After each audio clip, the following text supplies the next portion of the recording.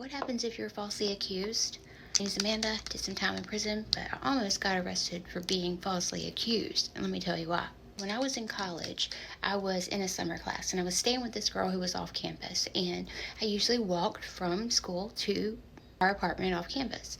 So it's one particular day, it was super hot, and I was at the post office, and this guy came out, and I didn't really know him that well, but he was like, "Hey, you live with Chantel?" And I was like, "Yeah, I live with Chantel." He was like, "I'm about to be on my way over there. She's a good friend of mine. Like, do you need a ride?" And I was like, "Sure, why not?" And so I hop in this guy's car.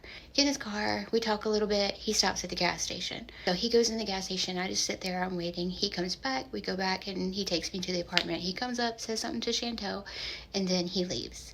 Then he calls, like an hour later, he calls Chantel, raising holy hell, saying that I stole $100 from him. He said that he had $100 in the ashtray and that when he went into the gas station, I must have stole it. And like, honest to God, I did not take that man's money. So he said, "I'm calling the law." And I'm like, dude, what in the world? Like, you're going to call the law on me and falsely accuse me of stealing $100? Like, go ahead and do it. So apparently he calls the law. Before they can come get me, I go up to the police station and I was like, this man just said that I stole $100 from him and I did not. So this is me like turning myself in or whatever. Like they got a little bit of information from me or whatnot and they were like, "You're free to go."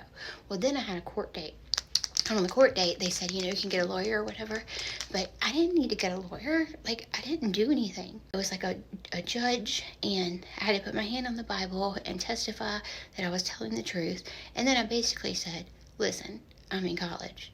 If I want $100, I'll call my dad and ask for $100. Like, I'm not going to steal it from this rando." And the judge was like, "Yeah, that makes sense." And so she was like, "Yeah, she didn't steal your money." And so the case was thrown out. Unfortunately, that is not what happens with most people. I was white and in college and young and affluent. Other people are not offered those same privileges. People don't believe them.